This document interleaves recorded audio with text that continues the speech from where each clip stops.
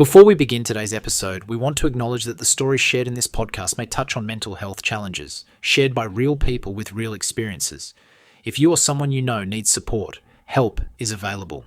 In Australia, you can contact Lifeline at 131114 or Beyond Blue at 13002 246 36 for confidential support. If you're in immediate danger or need urgent help, please pause this episode and call 000 now. If you're listening from outside Australia, we encourage you to reach out to local mental health services for support. Remember, you are not alone. Help is always within reach. Now, let's get into today's conversation. Beyond the Banta, Beyond the Banta, we'll find the answer.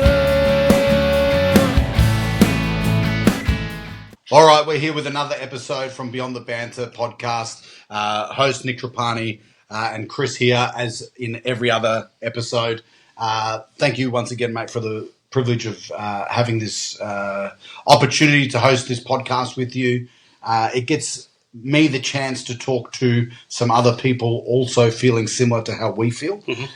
Today, I've got a good friend of mine. We've grown up, we've been friends for many years now. I started working at Barbecues Galore, early 20s. I'd had a short spell off being sick with chronic fatigue. When I came back, there was, not very often in life do you have a friend that you can say, I remember that exact moment and how I felt and when I saw them. And I remember walking in and there was this really fucking scruffy guy. He had his shirt untucked everywhere. Where I was prim and proper. Yeah. I was clean shaven. I was everything back then. Yeah. He had his shirt untucked. He had this big buckle on like a cowboy. He had that didn't give a fuck attitude. He was young and he was just enjoying life. This is Jack Crawford, who's sitting next to me.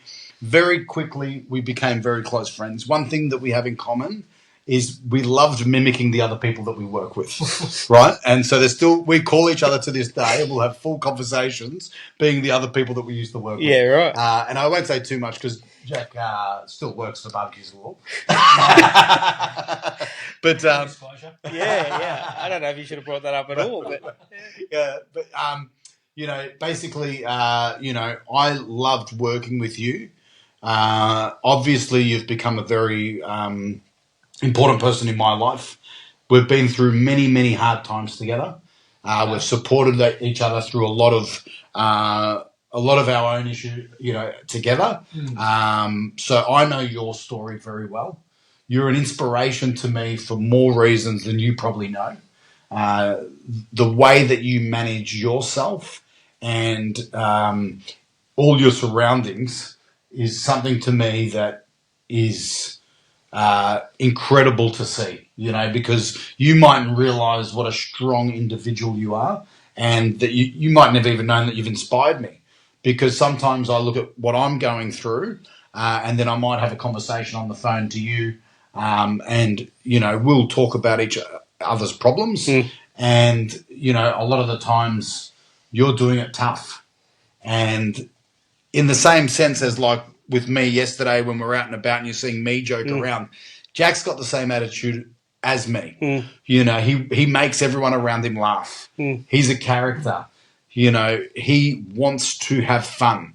If I could sum you up in one thing, Jack Crawford wants to have fun, right? And that's... I don't have a bad time, that's for sure. What are you doing tonight, Jack? Yeah. Hey, come on! This is a podcast. This is hooking up a date after the show. What are you doing tonight? Can you buy me a drink? But you are a fun guy. You're a funny guy. You've supported me in my comedy career and my massage business and everything that I've done.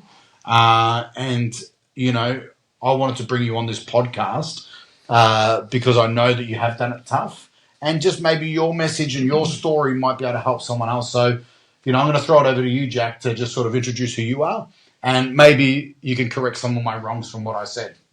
No, I mean, I'm just, Nick, I'm flabbergasted by some of that. It's almost like a tribute, really, isn't it?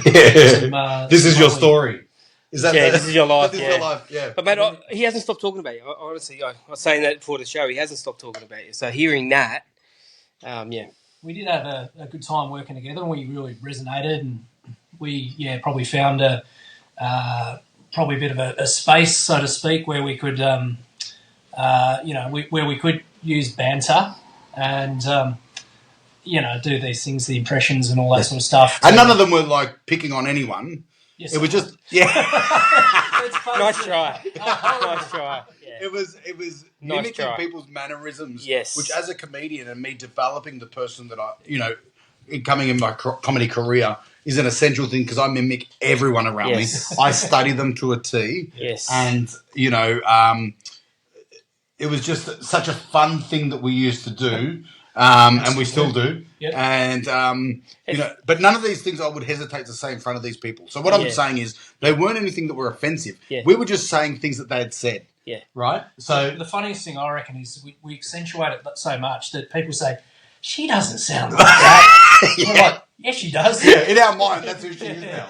Yeah, so we've created a different character from this person. Yeah. But, at that time when we met, as I said, early 20s, I was going through a hard time.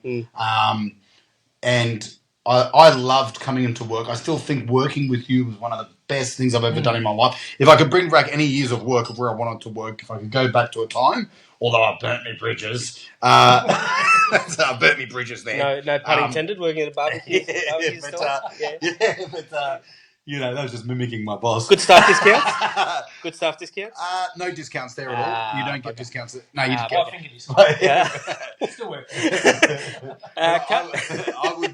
I would go back happily and work there with you in that scenario again because, when you are struggling at times and, at least when you go to work, it takes your mind off the outside world and what you're doing and things that might be happening in your life that are a struggle, that's one of the most memorable times of my life, being able to come in with you, talk shit. I don't know how on a Friday night, you and I were left together with one other guy who was a store.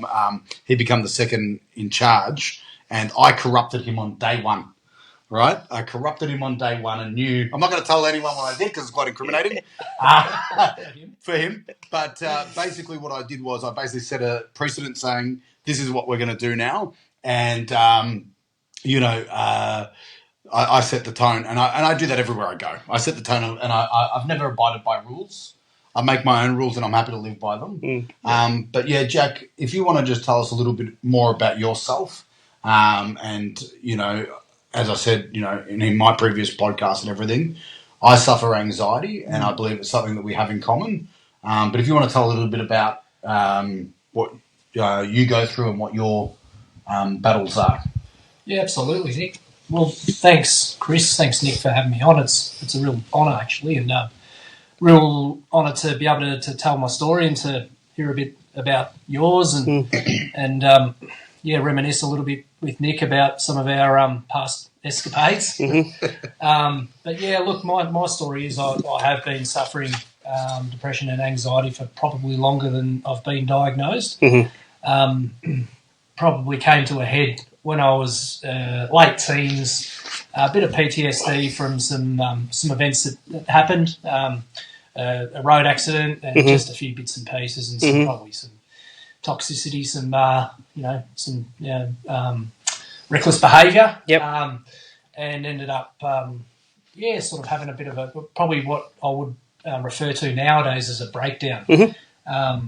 So that was a catalyst for me, going backwards and having a real hard time to eventually, getting better and going on the journey of recovery, and then just navigating life with a mental health disorder. So yeah, it's ongoing. It's something that it's I don't know too many people that have had depression, anxiety, these sorts of things where it's gone away or have been able to cure it. So it is about moderating that, managing it, and just making sure that your life is fulfilled to the point where so it's you've got purpose to continue keeping life good and managing your mental health. I've got 5 kids. Wow! I've recently and congratulations, you've just had another 2 twins. We've had Yeah, One twin. One more set of twins. One I twin. actually do have 2 sets of twins. Yeah, Actually. we do. Yeah. My eldest are 16 this year, and we've got twin girls, Elsie and Scarlett, they've joined us just almost a month ago now. So, so that's a little bit about my family sort of situation. Very proud father, but also, I've got other interests as well. Make sure I maintain other interests outside of family. Fantastic musician. Yeah. You've played in bands. Played in a few bands. What sort of music? Metal. Yeah. So, sweet. Yeah. Melodic metal and progressive metal and these sorts of genres. Jack and I have actually written a couple of songs together. Oh, really? Yeah. Yeah, more like With a comedy bit. with a comedy. Definitely a comedy. Attribute to it, but Jack is very talented guitarist. Okay. Yeah. Yeah, That's so cool. that's one of the things, and I just love the outdoors. Yeah. Fishing, camping, Yep. that sort of stuff. What sort of fishing do you get up to? Well, I'm dipping the toe in fly fishing these Ah, days. yeah, So, yeah. I'm still a bit of a novice at it, but on the journey with that, and it's hard to get out at the moment. Yeah. But really enjoying that. But I love fishing. Mate, fishing's my go-to. I've started beach fishing, so I've gone away and just left everything behind. Just gone, you know what? From now on, I'm just going to focus on beach fishing. And what I do these days, I brought a pop-up cabana from Anaconda or wherever. I set it up on the beach. I've got a little portable cooker. I fish whatever I catch. I do it right there. I eat it right there on the spot. I could be fishing for 14 hours, 15 hours. It could be pitch black. I'm just there. I have a mate I go with, and we just fish all day long. One of my mates recently brought a drone, and we've been doing drone fishing. Yep. So I the was line. actually ask you whether you telling the drone fishing. I have. He looks like a drone kind of guy. Yeah, I do. Yeah. He's too lazy to throw a rod out. Yeah. Oh, the best thing, the drone. mate. The best thing's a button on the side. You press that and it reels it in for you. No, I'm joking. But yeah, it goes 180 meters out to sea or out to the shelf. Drops the bait, and then you just leave it in there and Gets it out to the gutter and gets it to where the big fish are. And all that sort of stuff. Yeah, it's really cool. But as a release, that's what I like to do. Mate, I've only got 2 kids. I can't imagine 5. I really can't find. I was only ever going to have 2 kids. Yeah, yeah. Life's like that. Yeah. I can confidently say that life's better now. Yeah. Because of life circumstances and Yep. you take leaps of faith along the way. Yeah. But you definitely take things on your stride as well. Like even with the first twins that you had, I remember the day you told me, and it was just like you just took everything on board. We were quite young at the time, and you were just like a go getter. And there was just you just were dead set, and you're one of the best fathers I've ever seen. The way that you just push forward with anything that's thrown in your way, any obstacle that's thrown in your way. So, like, I'm a little bit interested to hear with the anxiety side, because it's something that I can relate with. What sort of stuff do you notice, like on a physical level, with your anxiety that you feel? Yeah, and sometimes when you have a bit of a flare up, Nick, it's ironic. You sort of don't feel it at times until you're quite anxious and in quite a bad way. Some of the physical sort of symptoms, I suppose. Sometimes I just do get that shortness of breath and that shallow breathing, and you're feeling like there's something physically wrong, like something wrong with your lungs or your heart or something like that. Yeah. Sometimes it's you go a couple of days without the medication, you forget, or you just you lose your focus on that. You might have a little tingling or that sort of physical signs, and sometimes little electric shocks in the brain. Yeah, I get them in the lips. Yeah. I get those electric shocks in the lips. When I don't take my medication. Yeah, so I've never taken antidepressants for a long period of time or anything like that. But one thing that people do say, if you do stop taking it, that electric shock in your head, the brain zap. Yeah. I'm having a stroke. Or Yeah. something. Yeah. And so it triggers the anxiety. It's jolting. Yeah, it Yeah. jolts you. So I've got the nerve pain in my neck from my previous surgery and everything like that. So I know that anytime I get a little jolt of nerve or anything like that, it triggers me to go into that mode that something's wrong. So it's quite interesting that sometimes it's the medication that you're taking that causes that symptom that brings on the anxiety again. Yeah. Yeah.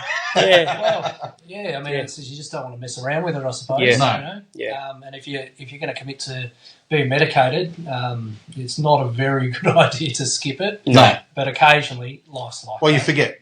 You just forget one day and that we're human. And I think something as simple as you've got your little pill box, your little Webster box, and you don't fill it up at the end of the week, and then, your routine's stuffed, and you get to Tuesday and you haven't had it for a couple of days. And, kids get sick, wife sick, Yeah. partner sick. Yeah. Work's creating stress. Yeah. You're not doing enough impressions and all that sort of stuff at work.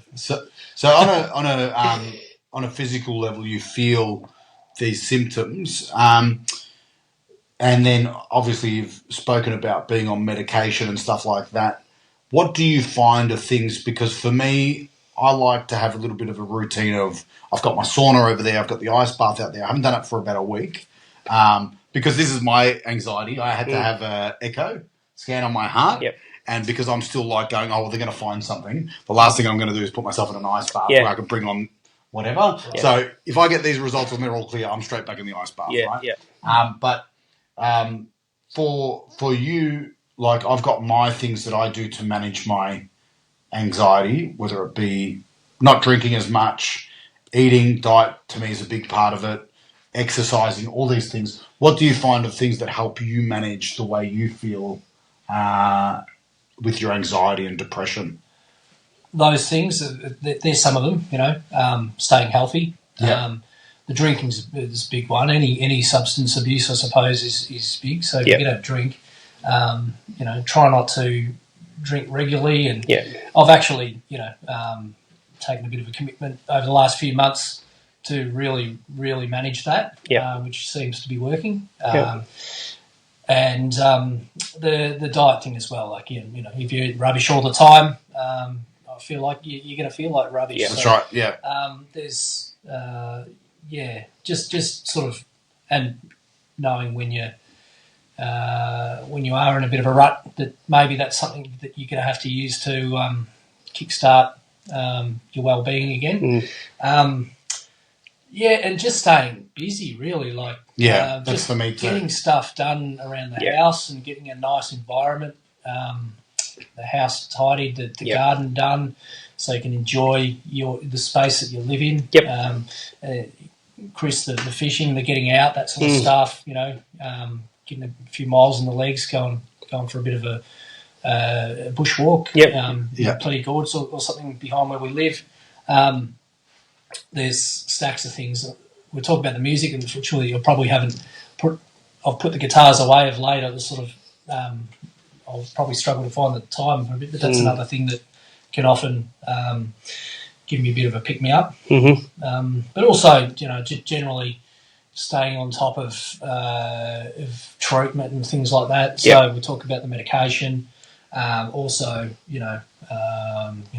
there's times where I'm seeing a therapist, a psychologist, or a Gestalt therapist, and getting some help in that regard, and that really helps me stay on top of things, get some strategies, but just get things off my chest as well. So if I feel like if I'm doing that, then I'm taking accountability, and you just have less relapses. Yeah. No, definitely. And when you were saying that about like keeping busy, I don't know about you guys, but one thing is when I relax, I get anxiety. So if I'm doing meditation or something like that, I've had times where once my body gets into that deep state of relax, I don't like it.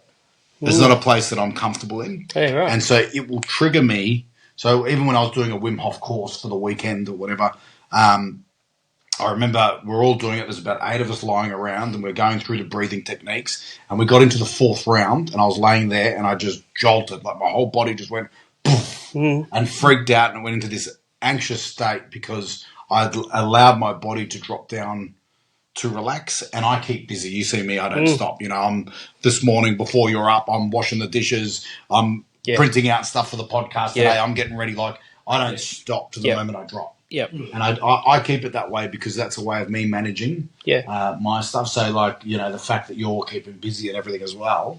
Does that make you feel though when you're trying to relax but you can't, and then you have some sort of reaction? What do you do? Yeah, well, I just don't relax. I find that I don't relax. So a doctor told me when I was, or you know, an optometrist told me when I was a kid that I need glasses to read, and I didn't want to wear glasses, so I just didn't read. I kind of do the similar thing where I just don't relax. Even when I'm watching TV at night and unwinding and everything like that, I'm never just laying on a couch watching TV. I'm on a foam roller. I'm on a ball. I'm stretching. I'm doing something. I'm doing something. So I never just lay down and just kick back. Yeah. There's a couple of key things that you said before that I want to come back to, because it's really important in this whole process. No matter how far you've gone or how long you've had mental health issues, there's a couple of words that you said that when it comes to mental health really stand out. One of those is accountability, and the second thing is a commitment. Two words that if you really want to try and give it your all, they're the two fundamental things you have to abide by. The thing with accountability and what you're sort of talking about, and we had a chat before, I can relate to, because that's exactly what I go through day to day. So what you're saying, I get 100%. It's coming in here. It's crystal clear. Accountability to my family, to make sure that I turn up for them and try and be the best version of yourself with every interaction that you can, is a challenge. But it is one of those steps where, hey, I don't want my kids to ever see me in that situation where I'm rock bottom. I just don't want them to see it. And you do everything you can to prevent that. One of the things was alcohol. 12 years ago, big drinker, party, all that stuff. And about 7 years ago, hit rock bottom. Doctor said, you got to give up the booze. I was like, no, that's just not going to happen, right? 2 years later, another one. It's every 2 year cycle sort of thing. And then at that time, they said, you got to stop the booze. And then I went, right, well, I need to be accountable. If I really want to do this, I have to be accountable and make a commitment that this is gonna stop. Now, my family, all drinkers, it's just what we did. But I did make that decision about 6 years ago, just to stop drinking altogether. There's a few reasons for that. A part of it is I don't want my kids ever to sort of grow up in a house where alcohol is abused, and that's just from me growing up. That's one big part of it. But the second part is just being accountable to them, that I'm there for them. I've got a clear mind, nothing affecting my mind, that I can help them whatever they need. And the two words that you mentioned there are just so important to the recovery process, because it's a recovery process. As you said before, you never know if it's going to go away. They tell you it never goes away. You just got to manage it.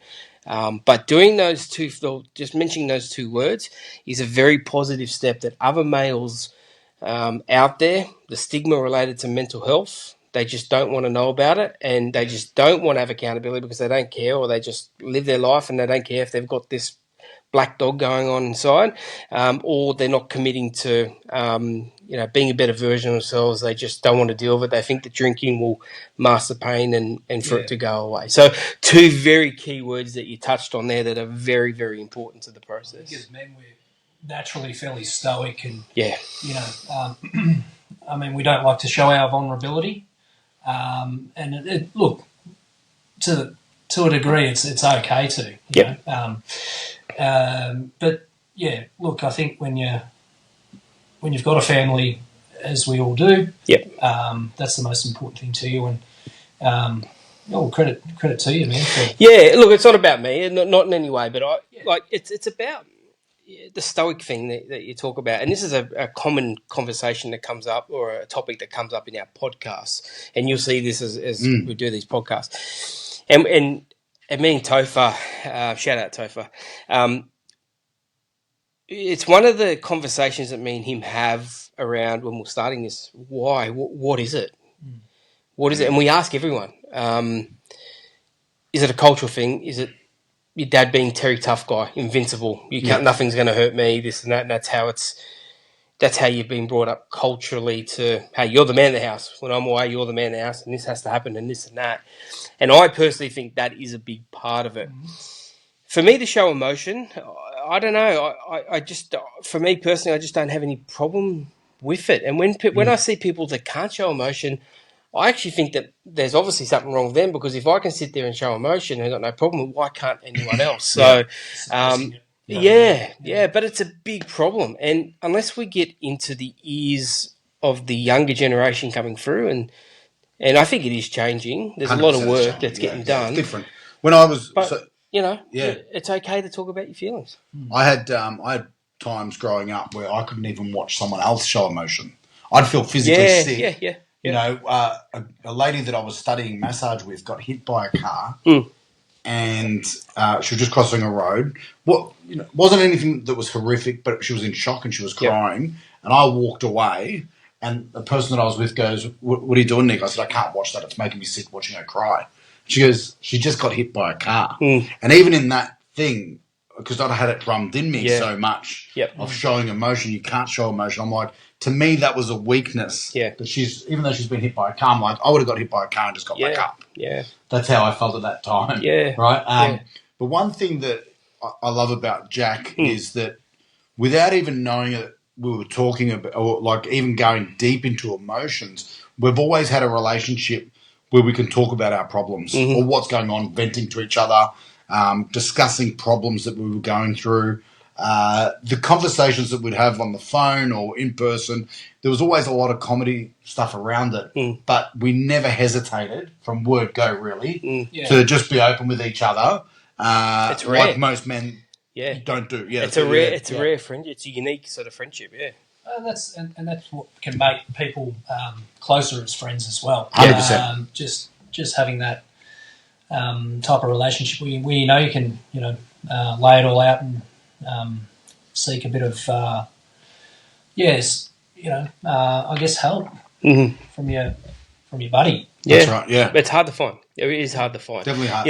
In most situations, it's hey, let's go down the pub and have 6 beers, and we get pissed. We'll go home. We've done that plenty of times too. We've done that plenty of times too.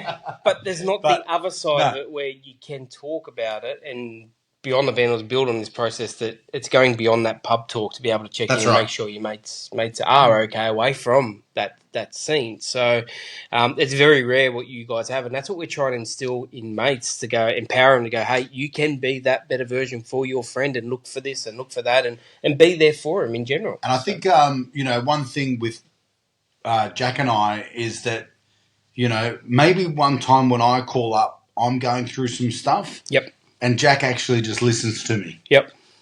Doesn't need to offer any advice.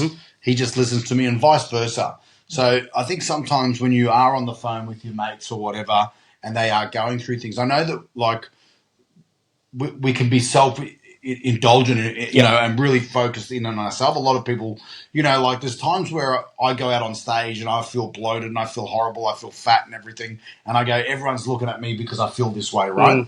And then you realise that no one's actually looking at you like that because they're more worried about themselves and how their appearance look or whatever. So in the end, no one really notices how I feel about myself. But in having these conversations with your mates, I noticed that there's times where you and I just stop and go, I'm not going to talk about myself and what I'm going through at the moment, because Nick or Jack has something far more important that we need to discuss in this conversation. And I know that we just naturally do that without even saying it. But that's a perfect friendship. Conversation. It's mateship. Goes where it needs to go. It goes where it needs to go. It's a perfect mateship. Yeah. Perfect friendship. What I wanted to ask you, Jack, was, I can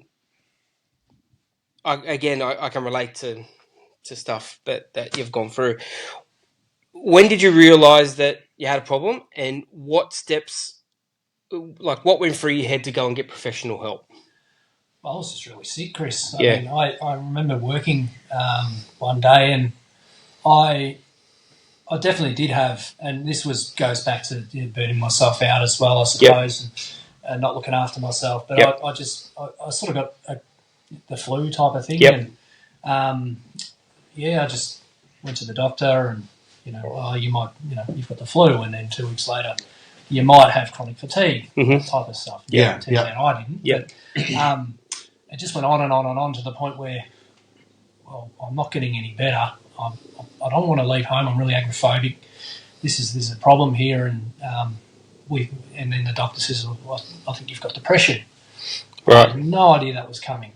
So it wasn't a realisation. It was just sort of, frustration and fear of not getting better, and then in a physical sense, and then, basically being told and having to come to terms with you've got depression. Yeah. And then the whole anxiety part of it, because that's, it's related, but in my eyes, it's a separate issue for me. That probably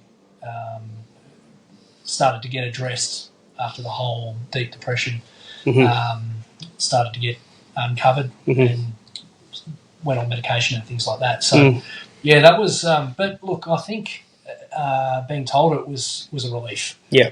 I was probably only, maybe 19. Right.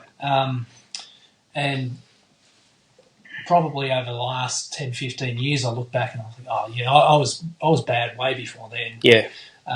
But that's how it came to a head. That's sort of, and it was probably, that's more than 20 years ago, so it's more stigma associated of course. with it back then. Mate, you're 19. 19-year-olds don't suffer depression. Well, that's what When we were society kids. demands, When we were right? kids, Yeah. You got there was nothing to no worry about. You're 19 years old. I'd never heard of anxiety. Yeah. Depression. There was no, like you're saying, like through high school and everything, we weren't educated on any of this stuff. No. There was no. Nothing. Whereas now there's a lot more. A lot more information and everything out there in schools and everything. And schools have psychologists and stuff like that. But but it's saying to the kids, but it's saying to the kids now, and that age group in men is one of the danger age groups where they're in high school or they're just coming out of high school for unaliving rates. They're going in and tackling those kids now in schools and saying, hey, the version of you when you're 19, let's go back a couple of years to you're 16 or 15 when you first might have been going through this, to say, hey, it's okay to feel like that. This is going to give you a little bit of information to navigate you through the next couple of years until you become your own man and you're adult, and then you go out and seek what you need to go and do.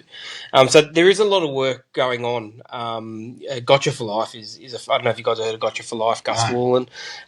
He's doing fantastic work, but there are heaps of them available now. There's also stuff like, just think back to your 19 years old, right? Imagine having a service where you could log onto a website and just have a chat with someone just by typing. You don't have to pick up the phone, you don't have to talk to anyone, and just have a live chat with someone about how you're feeling. Like, that wasn't around when we were 19 years old. Now, I probably almost would have been ashamed to be honest. Yeah, 100%. Yeah. But now all that stuff's available, and this is where they're making inroads into mental health. But for yourself, was it couldn't get out of bed, didn't want to go to work? That's all of that sort of the normal sort of standard symptoms of depression? Was housebound. Couldn't get out of bed. Certainly couldn't leave the house. It was a real ordeal to leave the house. And the work thing, I think at that point, that particular job that I was doing, the work was sort of coming to an end anyway. So over the next 6 months, 9 months, I didn't work, and it was just totally just at home, just doing nothing, just thinking that my life was over in a way. I'm dying. Or this is I'm dying. Which is sad to look back on. 19. But also, I'm 40 now. So I didn't die. I haven't died yet. And I've made something of myself, and I live a pretty fulfilling life. So the lesson that out of all that is that you can be at rock bottom, rock bottom, and you can rebound, and you can do a lot of things and make a good fist of your life. Just takes time. Committing, like what you said before, and being accountable. And it often will take a few years. But like you said as well, knowing what is wrong. Is a massive help. I can relate that with my neck after post-surgery. I've got nerve pain going up through my head, and I saw a pain specialist, and he told me exactly what it was. And it's the suboccipital nerves that are basically inflamed and causing this sensation. And as soon as you get that diagnosis, you can then relate. You go, I'm not dying. You knew that you had depression, and you've got, you can deal with it now and know that you don't. The symptoms that you're feeling aren't death. You know what I mean? Yeah. And also the other thing as well is time. It's been 20 years. Yeah. You haven't died in that time. Yeah. So you start, and that's the journey that I'm going through as well. I mean, a lot of the things that go through my mind as well. Yeah. So this is, why we're doing these podcasts, is because so many of the things, and what helps me is when other people have the same symptoms, the exact same symptoms, or very similar feelings.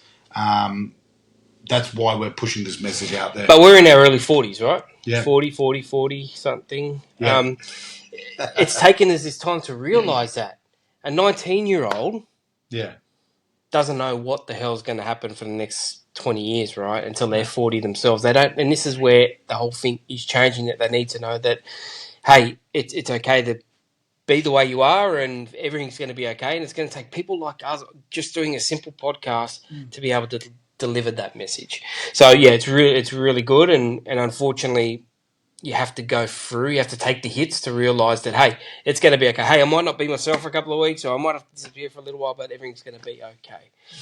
It sort of gives you awareness too that people that are in your life that from the outside they might look like they're living an easy life, they're relaxed, they're seemingly their life's sweet. Well, what's to say that they don't have some pretty bad demons that they're dealing with too, or insecurities, or their physical health's not good. So you learn not to judge as much, and you just try to be a bit more empathetic towards people and their own maybe their own situations, and that's where you become aware, and then you look, I guess you're aware of signs, and not that you actively look and listen for it, but you become very good at detecting that, particularly in your mates and the people that you know well. And you become, it's sort of, you take it on yourself a little bit to, to pull them aside and say, I know what you're going through, or I think I know what you're going through. When you do stuff like this, and I'm telling you both now, I don't know if this is the first time you've done something like this in terms of a podcast, but when you do something like this, you'll be surprised by the people that will come out of the woodwork, that will reach out to you. I get it every day, and say, hey, this is a really good thing that you're doing. I just want to let you know I've been struggling with this for the last 30 years and I haven't spoken to anyone about it. Yeah. Great. Thank you. I haven't spoken to you in 10 years, but thank you. Let's catch up and have a chat. And you will get this. Yeah. I'm telling you, you will get it. And there's nothing like that. It's very humbling when that happens. When, and I think you mentioned psychologists before, seeing, were you, were you holding back from going to see a psychologist? Were you okay with it? Did you know what the process was going to look like, how it would work? Well, I suppose probably in that first year or so, I did see somebody, but at the time I lived in Mansfield. So that's regional northeast Victoria, and probably had one choice. So that sort of, it doesn't leave you in a very good position where if this person's therapy's not working for you, you don't have many other choices.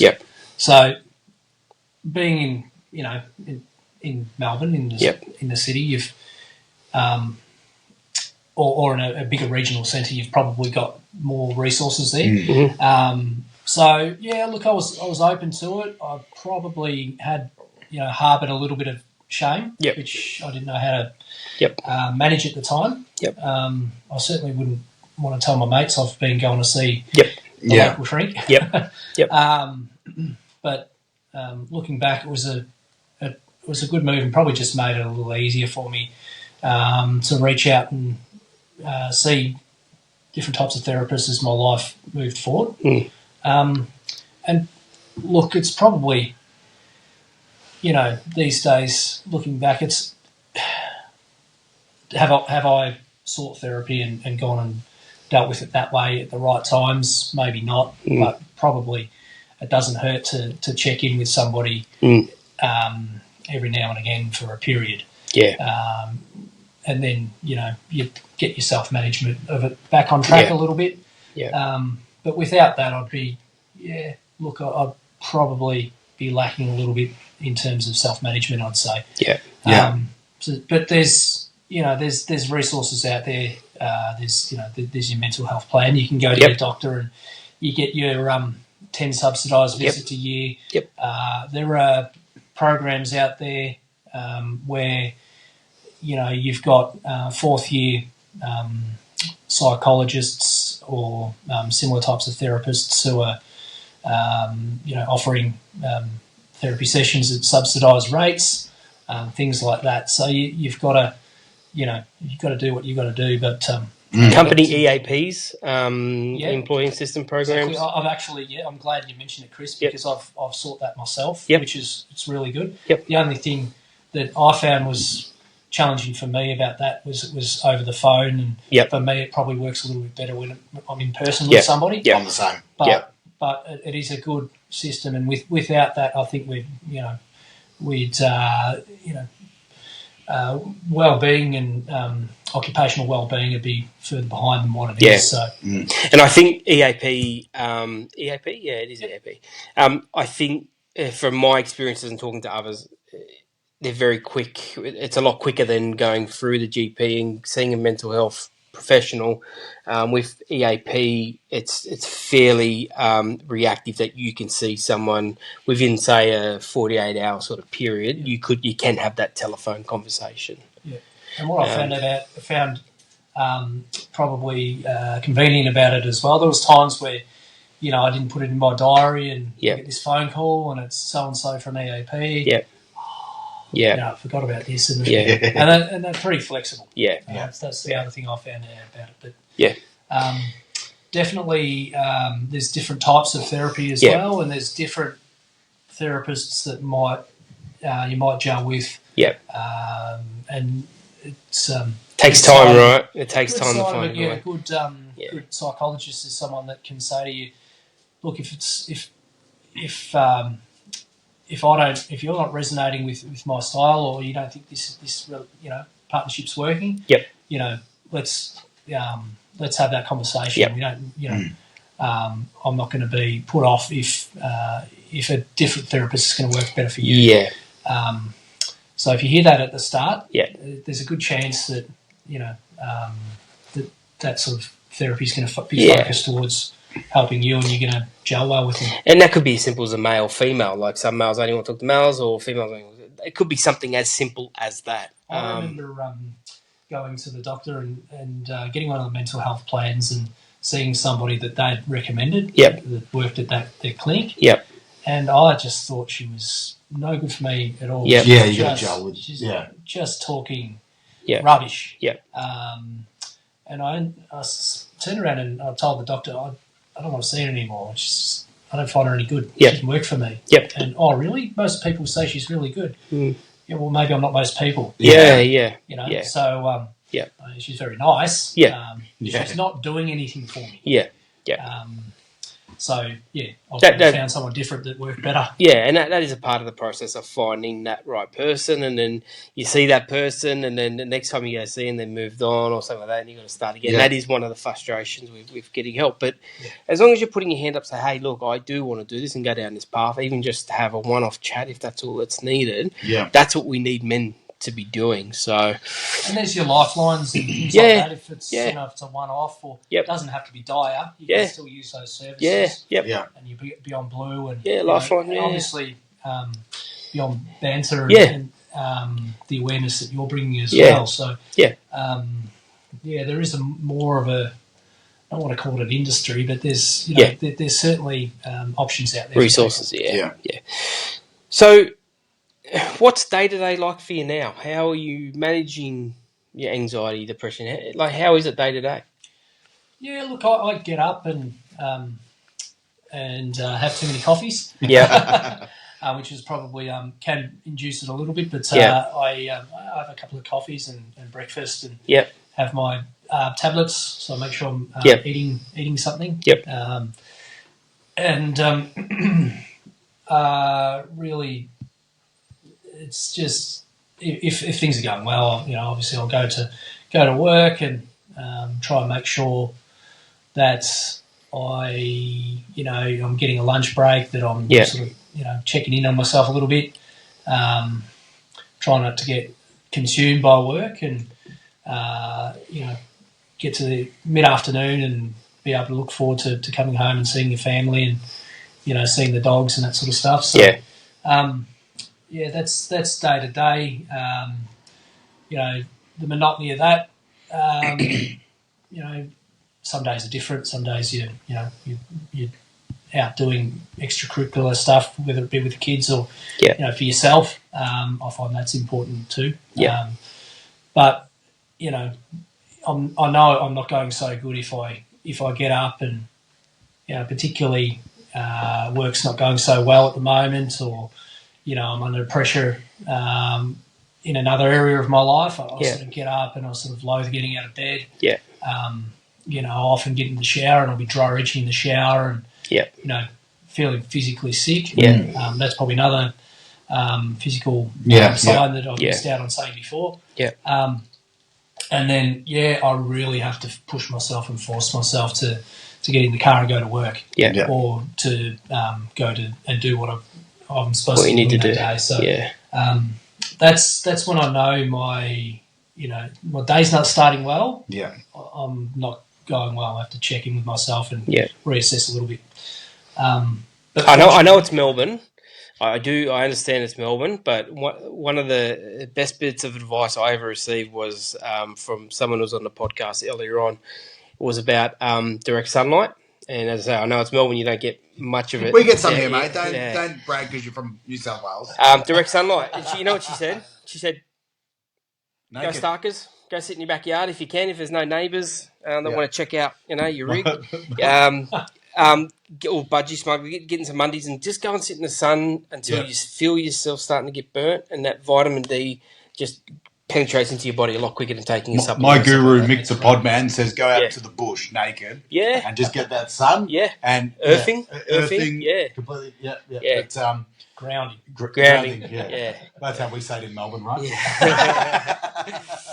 But no, look, that's, and it's interesting, like when you start your day like that, a lot of the times for me, I don't know if you feel like this as well, I'll go, all I need to do is get to that stage where I can get to bed because tomorrow's a new day. Do you know what I mean? That's really important. So I sometimes, when I know that my day is starting like what you're saying, like I force myself and push myself and just go, all right, I just know I need to get to bed.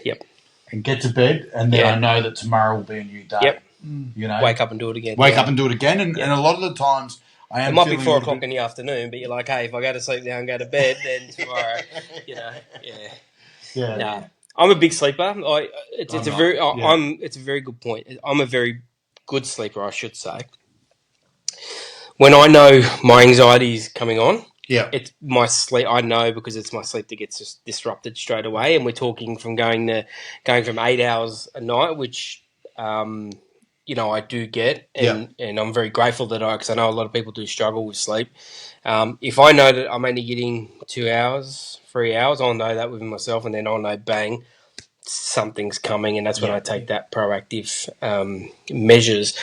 But something interesting, Whenever I have these waves every 2 years, I take the medication. It's my choice to take medication, antidepressant medication. I used to come off it. I used to wean myself off it after I start feeling like I could take on the world again. Let's go. Where's the schooner? Let's go and have a beer, boys. I'm back. This last time was about 2 or 3 years ago. I just said, you know what? This medication is long term, and I continue to take it every day. And I swear by it now because although something might happen, I do know that I've got that head start that if I do need to up it, then I can up it, go see a doctor. But I'm on it, and that's the way it's going to be for a little while. And that's just unfortunately, it's just the way it is. I've never been able to get off it. Yeah, well, now. yeah. It's sort of, I'm fully accepting that. Yeah. I just take a tablet, couple of tablets in the morning, and that's what gets me through the day, and part of what gets me through the day, and that's should be no stigma attached to that either. No, there shouldn't. But it comes down to personal choice. And look, we just had a podcast before where I felt like I was hypnotised for 3 minutes. You were hypnotised, actually. We just did EMDR, which is another. Well, it's a new thing that's coming out. Yeah. And I actually might. After the podcast, I'll send you a link to the website and tell you a bit more off air about it, or you'll get to watch the podcast as well and see a bit more about it. It's amazing. But it's very interesting because, I've been at times of heightened anxiety levels, and it's been able to reduce that for me and help me get through the day. So it might be a little tool that you're able to use. You just put headphones in, 10, 15 minutes and you're done, and it can change how you're actually feeling. Yeah. It's allowed me to be at times, especially while I mentioned while I was in Bali, and my thought is, the last thing I want to do is go to a hospital while I'm in Bali, right? So I just wanted to get back home so that I know that if... And look, I've never needed to call an ambulance, but that's always the thought in the back of my head. And I'm like, last thing I want to do is be stuck in traffic in an ambulance in Bali, in a country that I'm not familiar with, not with my doctors and all that sort of stuff. This can just help a little bit.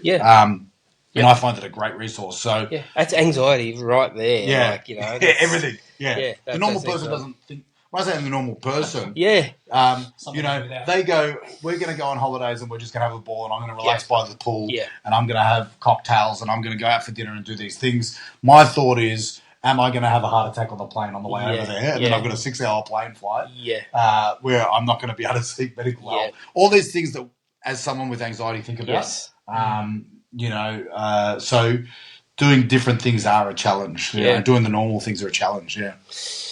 Jack, I was going to ask you, and it might be a bit hard to do, but if you could look back on that 19-year-old version of yourself, what advice would you give to that 19-year-old that's going through? Don't hang out with Nick. Avoid Nick as much as possible. But not because you said you might have had it prior, and 19 was sort of the key date there. But if you could give yourself any advice now, knowing what you've gone through life with this at that first stage of what advice would you give yourself? Give yourself time. Don't put any pressure on yourself, and just things will be all right. You've just got to write it out, and you've just got to. Those couple of words we were talking about before, take accountability of the situation, and commit towards getting yourself better, and lay off the things that are bad for you as much as possible. Be kind to yourself. But also peer pressure and things like that. It's a real thing, but that's another thing that you probably need to take accountability for, because your mates won't. Or the people that you're hanging around with at that age won't. Everybody wants to, not everybody, but have tendency to want to party and just, of course, have a good time at that age, and there's no camera phones around those days. No, absolutely no face, no case. What about you? What would you give your younger 19-year-old advice? I don't think I asked you on your podcast, no, you didn't. But what would you give you? Yeah, look, I mean, I think the thing is, when you're at that age, you really have no foresight into the future. So you're so entrenched in what's happening then and there, and that, like you're saying, give time, be kind to yourself, seek help, talk to others about what you're going through, because a lot of the time, probably before 19, I spoke to no one. No one knew what I was going through or anything like that. To probably work on myself more back then. I didn't. I just went on a absolute rampage of destruction for many, many years. And, you know, I lost friendships, you know. Limbs. Yeah, Lost limbs. limbs. Yeah. But I'd put my walls up so much that I allowed no one to get in. Yep. There was no one getting in. Yep. You know, so no matter how hard you try, I only gave you what I allowed you to see. Yeah. And it's not until I've matured and become the person that I am today that I find out that actually letting my walls down and letting people in is probably the best thing that I can actually do. And you sort of touched on it before about when we do these podcasts and stuff like this, that people will relate to it and things like that. I did a podcast with Ben McCarthy, who's another comedian, and he gets comedians on and other people to talk about what they're doing. And in that, I spoke very briefly about my anxiety and everything like that. One thing that I noticed was that I had people come up to me that had never heard me talk about it, because everything they see is always a joke. They only see me as the comedian, as a joke and what I put out there. And so they were moved by that podcast and that small amount of the podcast that I actually went to a serious place.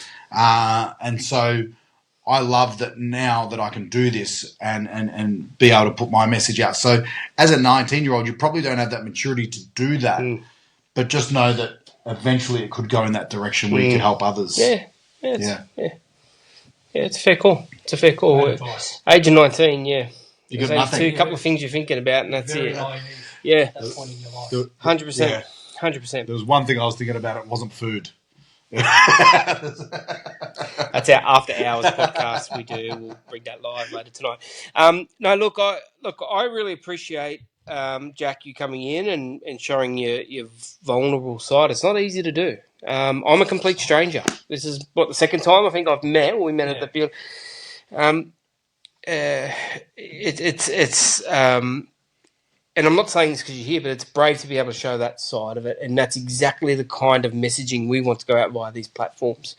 I'm sure there's a lot more in there. I'm sure there's a lot more that you'd like to talk about and go over, and mate, I'd have you back any day. This guy talks so highly of you. I seriously mean that.